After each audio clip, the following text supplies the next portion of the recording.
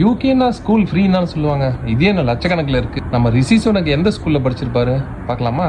UK பொறுத்த வரைக்கும் ஒன்று வந்து ஃப்ரீ ஸ்கூல், அதுக்கு ஆப்போசிட்டாக இன்னொன்று வந்து ப்ரைவேட் ஸ்கூல்.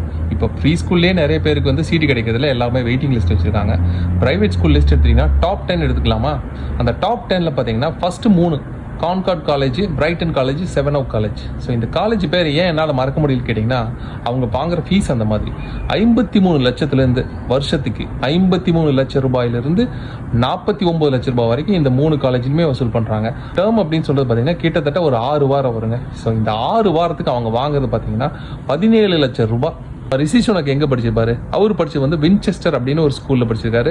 அதுலேயும் அதிகம் இல்லைங்க, 48 லட்ச ரூபாய் தான் வருஷத்துக்கு ஃபீஸ் கட்டி படிச்சிருக்காரு நம்மால்.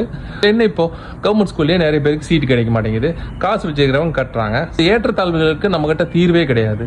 ஆனால் என்ன சொல்லி நாமே ஆறுதல் படுத்திக்கலாம்? உங்களுக்கு தெரிஞ்ச கமெண்ட்ல சொல்லுங்களேன்.